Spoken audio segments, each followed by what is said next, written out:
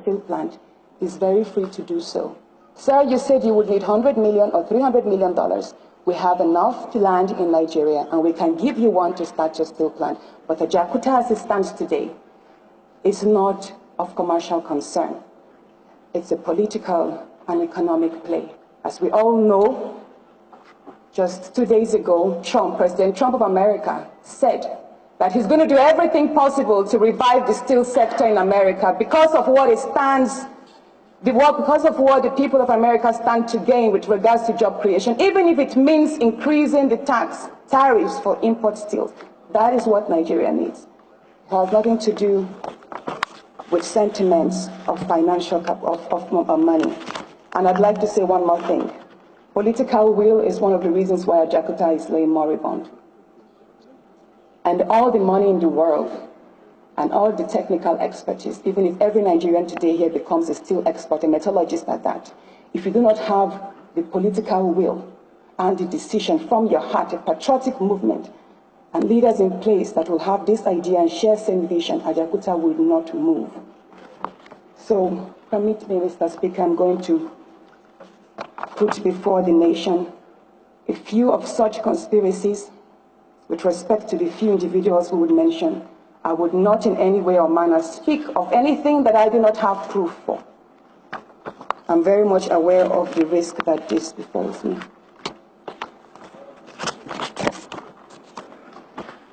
In 1994, when the Russians left, it was definitely the Soviet Union, I would call the company in particular Yayah Export. When they left in 1994, Ajakuta was 98.2% completed. I have that in the letter they wrote 2 years ago to the President. Mr. Speaker, I would gladly share the letter with you at your call. And when they left, it was likely because Nigeria fell short on its contractual agreement. They were not paying, they were not putting forth funds. And the supporting infrastructure that would be needed to bring to place all the other resources were not in place. But that aside, Nigeria should know that we have several times had good opportunities to have the steel sector running. The very first was in 2001 under President Olusegun Obasanjo. 2 years ago when I visited Russia, I visited the People's University in Moscow. And right there in the hall, there's a big picture of President Olusegun Obasanjo. And I asked, why is his picture here amongst other leaders of the world? And they said, he visited this university in 2001 when he visited Putin. And then I got curious. Why did he visit President Putin? And then I got to know that on March 7th, 2001, there was actually a bilateral agreement entered into between Nigeria and Russia in furtherance to the transfer of high technology. And Ajakuta Steel was actually one of the issues. Based on that bilateral agreement and others, 40 steel experts were sent by the same company, the original builders, Yayah Experts. And they worked here alongside with Nigerian experts to develop the technical and financial reports, which were supposed to be used to formalize the revival and modernization of Ajakuta Steel Plant. But after that, surprisingly, the Nigerian side went quiet. In 2003, President Putin wrote a letter to President Obasanjo. Mr. Speaker, it's a short letter. Do you mind if I read that? It reads, Dear Mr. President, as we mentioned to you during our meetings in Moscow in March 2001, trade and economic cooperation between the Russian Federation and the Federal Republic of Nigeria has significant potential, good prospects for further development and deepening of relations. One of the important directions of cooperation between our countries in this sphere in the completion of construction and commissioning of metallurgical plant in Ajakuta town. The realization of this plant will contribute to the solution of a number of economic and social challenges faced by Nigeria in a strategic nature, setting an example of partnership in the field of industry and high technologies to lay the foundation for new joint plans in the energy sector telecommunications, and petroleum refinery. He went further to say, the Russian side has completed the preparation of technical proposals for the company in Ajakuta and worked through issues of financial provision. We hope the state enterprise, Diageo Export, and its partner in Nigeria, which is the ministry, will soon be able to successfully conclude negotiations on this large-scale project and to begin its realization. Using this opportunity, Mr. President, I would like to confirm our mindset to a comprehensive strengthening of Nigerian-Russian relations. Yours faithfully, Vladimir Putin. I would like to say that at this point, the technical reports were already submitted to the Nigerian side. That's the ministry.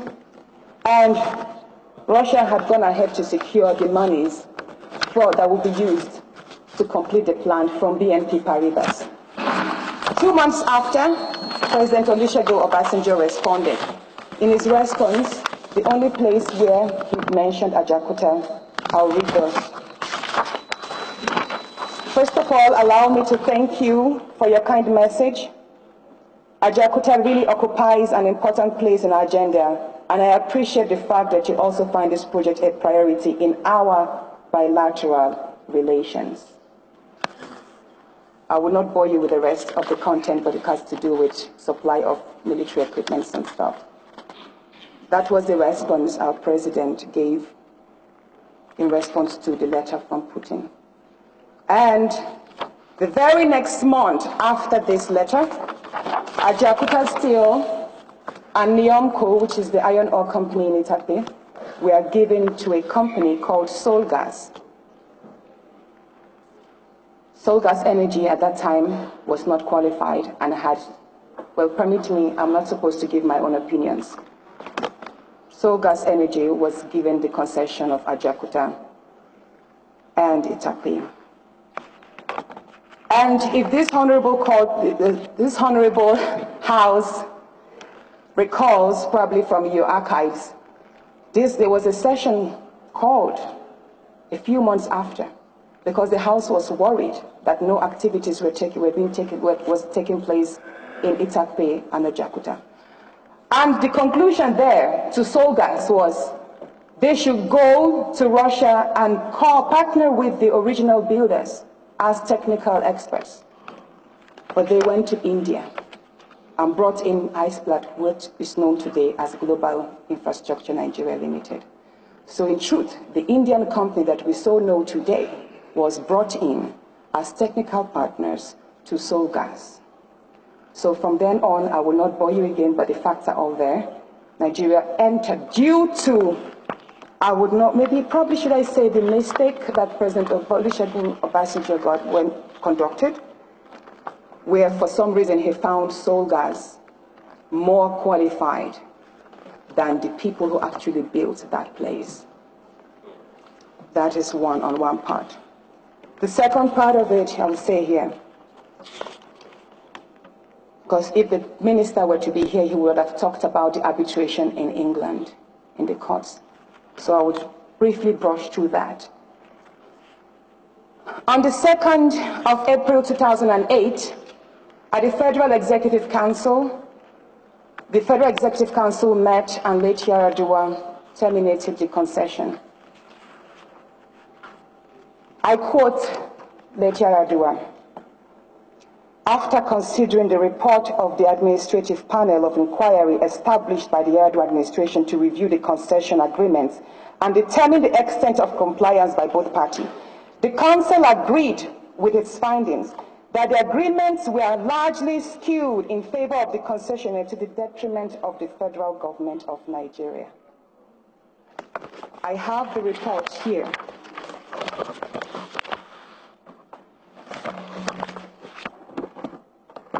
This is the Inua Magaji report, duly certified by the Ministry of Solid Minerals. It contains documents, facts, and figures, and even pictorial evidences of the vandalization that took place. I am surprised why Nigeria did not present this before the courts in England and rather said we have no proof. How can we have no proof? Why did the Solid Mineral, the minister, Honorable Kayode Fayemi, reconcession Itakpe back to the same people that vandalized it because there was no proof. This is the proof.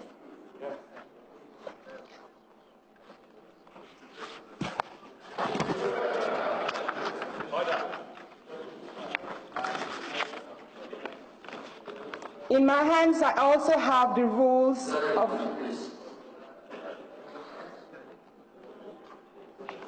In my hands, I also have the rules of the International Chamber of Commerce. The arbitration court had its first session, and this is the rules. From this report, when I read back, I read from page to page.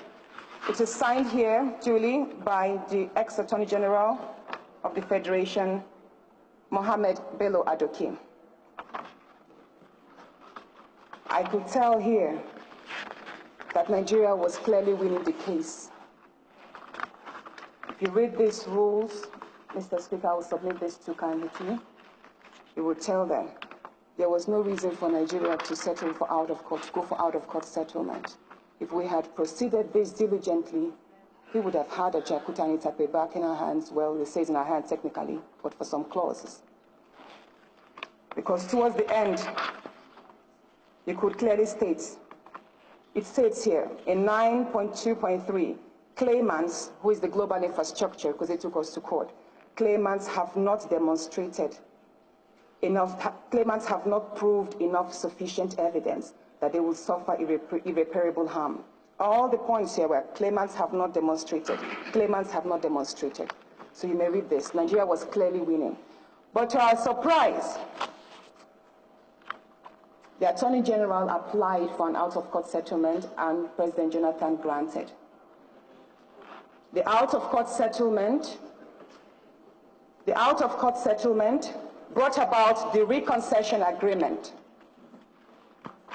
And the terms of the reconcession agreement stated that Itakpe should be given back to Global Infrastructure Nigeria Limited because Nigeria owes Global Infrastructure Nigeria Limited $525 million. If you recall, the Minister, Honorable Kayode Fayemi, said several times that it was the court in London that actually told us to pay that amount, and Nigeria does not have $525 million. Therefore, the only option we have is to give Itakpe back to them to complete their 8 years. They complete the 10 years since they had done 3 years. Permit me, I would like to read from the letter, the memo the Attorney General Adoke wrote to President Jonathan on the 12th of December. It's duly signed by his signature, at each page attested.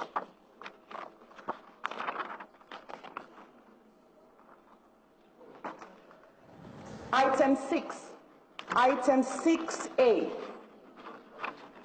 In light of the fact that a presidential committee had estimated damages, please, I'm going to go through this again because it's very important.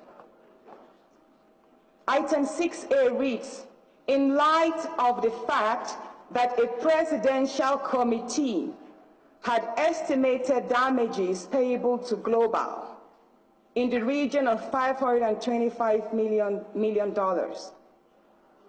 the agreement of Global to waive its right to damage is a substantial achievement. This shows you that there was a presidential committee that was cooked up, put together, people of like mind promoting a particular interest. And it was that committee that actually indicted Nigeria to the amount of $525 million. It is not the courts in England, sir. It was a committee. And I do have a list of the members of the committee, which I will share with you later. I would just say that it was headed by the Vice President, Sambo. That's it.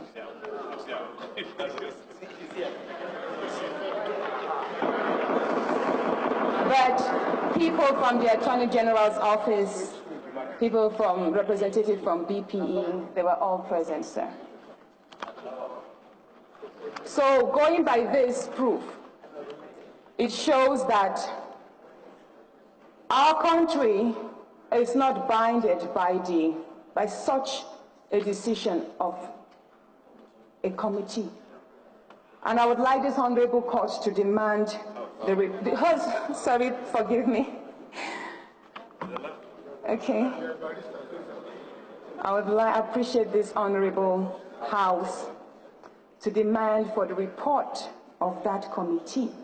It would be interesting to know the parameters in which they arrived at such a decision, knowing full well that there was also the Inwa Madadi report, which clearly itemized the damage, and even the monies borrowed from CBN without being paid, and proved that there was no money that was brought into Nigeria. So we begin to imagine $525 million.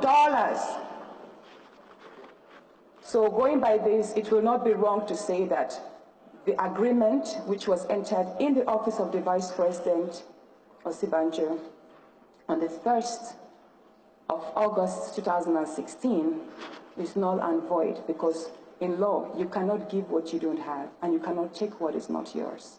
So by this, Nigeria does not owe global infrastructure $525 million, and so they have no right to spend a day in Niamco.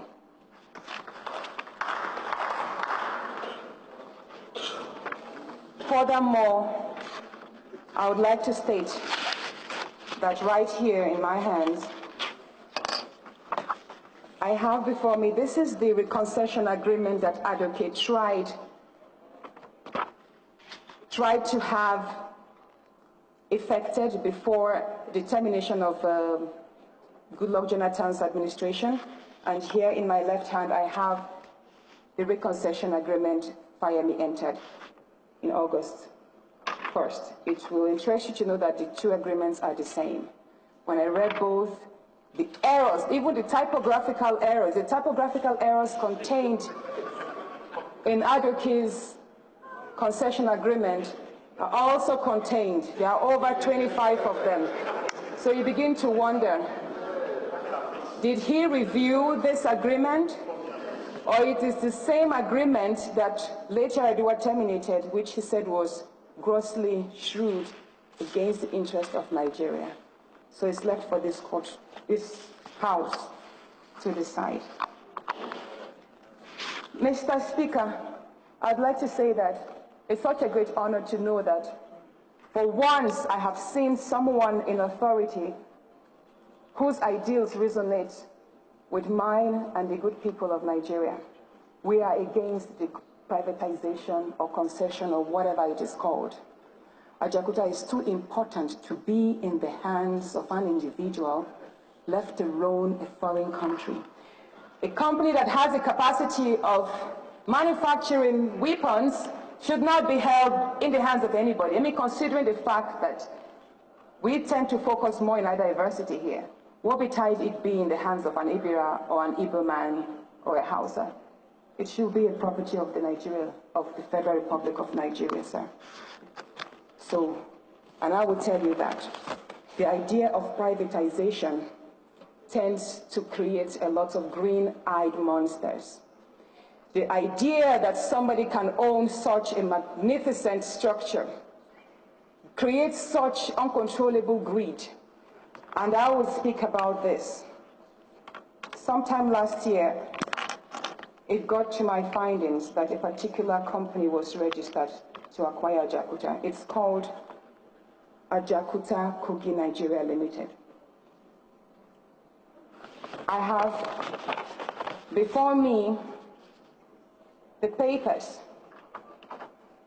that prove that this company was authorized, the registration of this company was authorized by the governor of Kogi State, Yayah Bello, in partnership with Global Infrastructure Nigeria Limited, the same people. Now they have gotten Itakpe into their hands, and the next target was to acquire Ajakuta at all costs. So they've devised the means.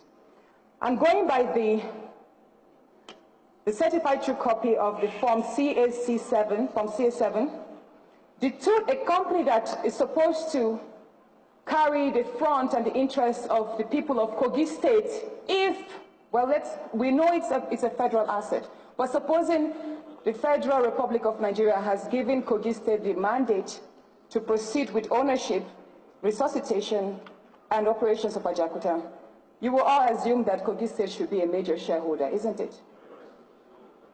But what I have here, the two directors of this company, one, Onoche Ikechukwu, he's from Benue State, and Anchaba Emmanuel from the eastern part of Nigeria.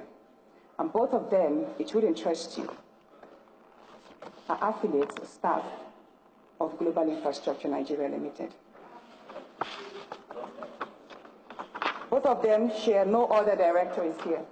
This is a shell company, sir. If it had succeeded, do you mind looking at this?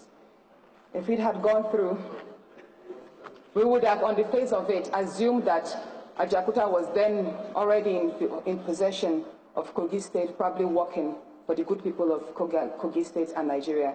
Well, in reality, it's just a company that is owned by two people who are promoting vested interests. So we wrote a petition. On the 3rd of July, we wrote a petition to the Registrar General of CAC. And he was very shocked. I wouldn't bore you with the happenings there, but he was very shocked. And he ordered a committee. To the best of his knowledge, the files before him did not contain that the company was registered. Meanwhile, it was registered already months before then. So I will receive this first letter stating that the file had been quarantined and a committee was set up, and they were going to investigate. May I read the first line? From our investigation, it was discovered that the above-named company, which was meant to be registered as a special purpose vehicle by the Kogi State government for the concession of Ajakuta Steel Company, does not capture the legal representation of Kogi State. This has therefore defeated the essence of giving consent to the registration of Ajakuta Kogi Nigeria Limited as a special purpose vehicle of the Kogi State government. But I was surprised again a few months after when I received another letter from this same Corporate Affairs Commission. By then, the gentleman, the Registrar General, had retired, and there was an acting, who is still acting now, a lady, I'm told. And he told me, the letter reads, that they have allowed the company to proceed. CAC does not have the right to regularize an illegality. By going by their act, if there's a fraud committed upon registration or the content or the context in which a company is registered, it should go for the registration. Then if the company wants to proceed, they have to apply again. When I spoke with a few people at CAC, I was told there were orders from above. I said, who? They said the Kogi State governor sent the commissioner, Idris Asiwaju, and there were pressures from the presidency. I would like to state that I believe President Buhari would not sanction this, but there are many people who lie in the president's name.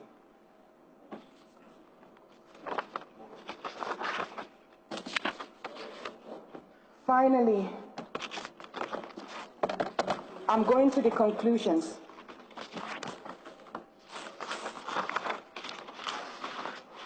Permit me, please, Mr. Yeah. Finally, dear Honorable House, if the Minister of Finance were to be here, we would have posed a very important question to her, along the lines and reasoning of the Speaker. How can we say that Nigeria does not have the financing capabilities to revive Ajakuta? No, it's not true. We do have the funds. But I will tell you the easiest of all. Many of us have heard about the Abacha loot, but few of us have actually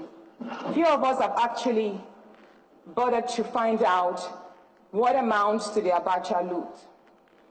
I would read a report from a United Nations report.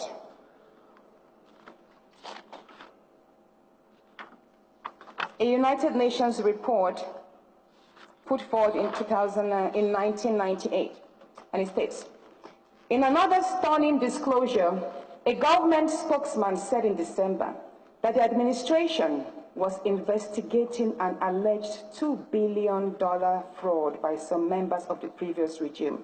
They were careful in mentioning the previous regime. This involved the withdrawal in 1996 of $2.5 billion of public funds, $2.5 billion of public funds to settle debts owed to Russia for the construction of the Ajakuta steel plant, but which in reality had been discounted to only $500 million. I'm going to explain that. In a secretly negotiated debt buyback deal. Local and foreign media reports have speculated that General Abacha may have more than $3 billion stashed away in overseas bank. This was in 1996. May I talk about the debt buyback, sir? By the time the Russians left, in 1994, Nigeria was owing them close to $1 billion, because long before the change in administration actually affected the funding. It would also interest this House to know that 3 years before TPE, which is the original builders, left the country, every month for 3 years they were writing memos to the Ministry of Mines and Steel, or however it was called then. Not one letter was responded. 3 years, from 1991 to 1994, there was a status report telling them that, look, we are nearly completing the plant, but we cannot complete the 2% because we need the infrastructure set up.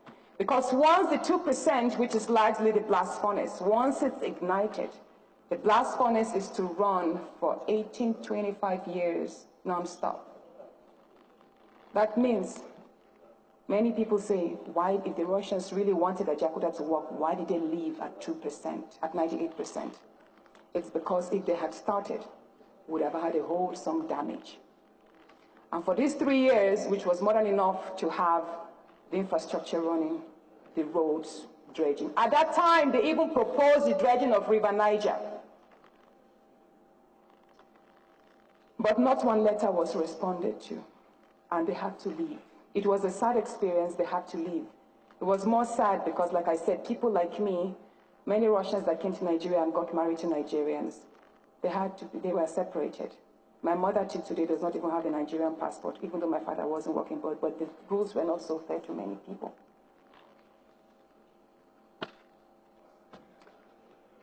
So when they left, I will read now. In October, when the Russians left, and we had such huge debt to pay, they did not take Nigeria to court. They kept on sending letters of reminder. How are you going to pay this? But most importantly, they reminded Nigeria, if you are interested in continuing the completion of your plant, let us know. We will come back. All we have to is renegotiate.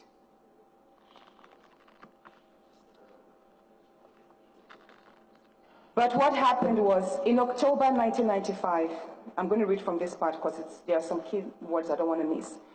A series of debt buyback transactions took place, whereby the debt instruments were sold at inflated prices to Liberian companies, purportedly owned by the Abachas. The two companies are called Parna Shipping Corporation and Necosta Securities. These are two companies that were registered in Liberia, and these are the two companies that bought the debts. Now, on one part, Parna Shipping Corporation and Necosta Securities, on one part, they were negotiating the reduction of that near $1 billion debt. And Russia waved away over $400 million and said, you know what? You're a struggling country, you're a small country. Just pay $500 million. Forget about the rest.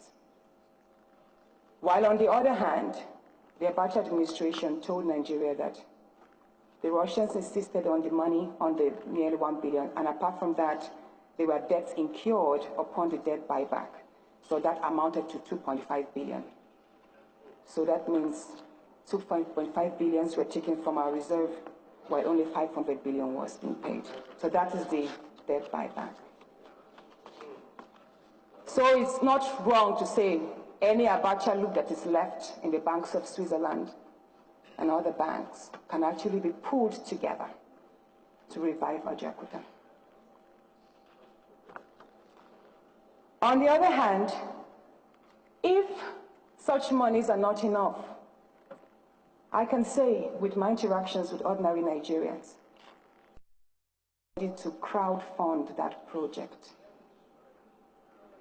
Mr. Speaker, just 2 years ago, oh no, in 1994, that's 4 years ago, forgive me. 2014.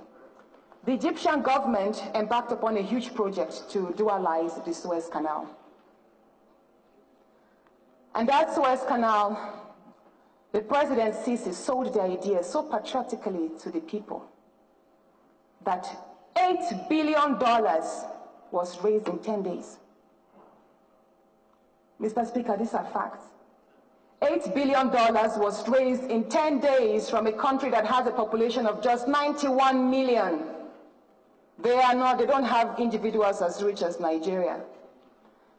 But what matters is leadership and the ability to connect to the people so that an average person on the street, the person roasting corn, the organizer, everybody will believe in this national dream and vision and know that they are one penny, just like the movement that brought in our beloved President Buhari.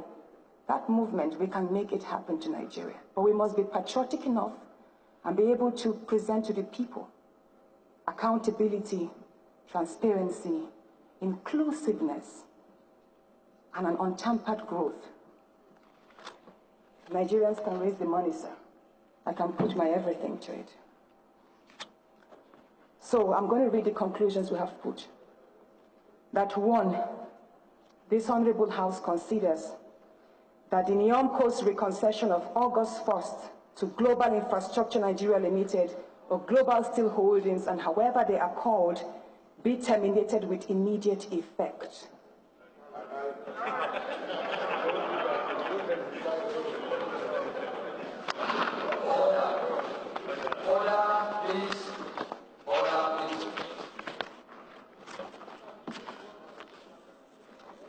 That EFCC must be called to conclude the prosecution of Global Infrastructure Nigeria Limited for the economic crimes according to the orders of this investigation and the orders of late Yar'Adua. May I read the publication here of 3rd of April 2008. President Umaru Musa Yar'Adua also ordered the arrest and prosecution of all government officials and promoters of Global Infrastructure Nigeria Limited indicted of asset stripping in the Economic and Financial Crimes Commission. May I tell you, sir, that last year, in February of last year, we wrote to EFCC to reopen the file. We wrote several times. We're actually in court with them, seeking an order of mandamus which will compel EFCC to either reopen the case over the file to us, and we will pool a team of patriotic lawyers and get this justice for the people of Nigeria. So, sir, there's a pending case there because we believe that a crime against Ajakuta is a crime against Nigeria. And there is no court, supposing this $525 million was actually an order of the greatest court on earth. Nigeria is a sovereign nation, and we decide to allow criminals or not to allow criminals into our land, whether they are nationals, Nigerians, or foreign. So, sir, it's actually Nigeria's duty to ensure that people who have committed crimes on this land are not holding our most precious assets. Also, we would say that Ajakuta and Itape must not be privatized or concession, but be owned 100% by the federal government of Nigeria and operated alongside the original builders only in areas of technical expertise. And once there is an absolute transfer of technology, the Russians can go. We believe we have seen Nigerians around the world conducting amazing things in engineering. So there's no reason why they shouldn't. We would also like to appeal that this Honorable House asks to get the executive to assemble a team of economic experts to travel to Russia, which I'm speaking with regards to the bilateral agreement, which is still standing open.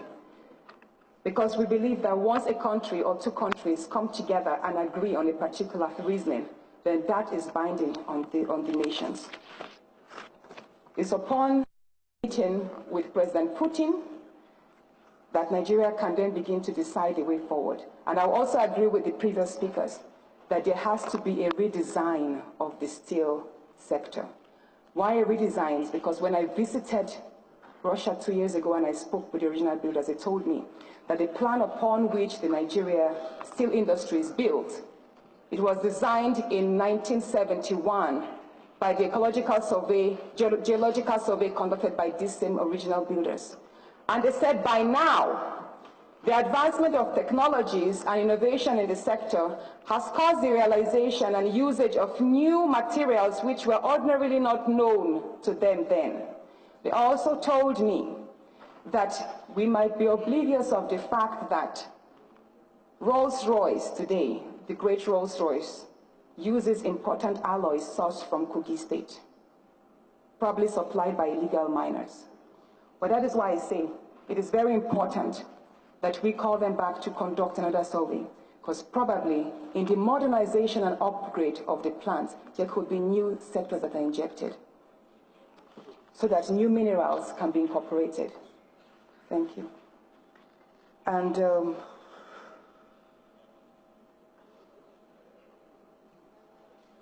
by and large, that is what we have. I've come to an end of this presentation. And I would say again that I know many will talk about why am I promoting Russia? Why am I not promoting China and India? With due respect to every country's steel capabilities, the greatest steel plants in China today and 5 of the biggest steel plants in India, citing Belial, which for the 12th consecutive year has won the best steel plant in Asia, was built by this same company. So why? There's a very big question. What has Russia done, and why are we shying away from approaching the people who actually envisage this dream for completion? Nigeria must be ready for sanctions. That's one thing I'm going to say. It's not easy to go against the Western Bloc. We must be ready for sanctions because at the end of the day, we must dream of a big, great Nigeria. Because for all it's worth, trade is always better than aid. Trade is always better than aid. Nigeria should position itself to be a country that will give other African countries aid. We should be the country that Ghana, Kenya, Somalia, Uganda, they run to for loans. Not all of us scrambling for loans from the Chinese. Thank you very much, Mr. President, Mr. Speaker, and thank you, Honorable House. And thank you, the good people of Nigeria and the good people of Igria land and for his state. Thank you. And Russia, too. Natasha, I will cut you now. I thought I knew direction. This is more confused than ever before. Honorable colleagues, before we proceed to take more interventions, just in the course of our sitting, a letter has been written.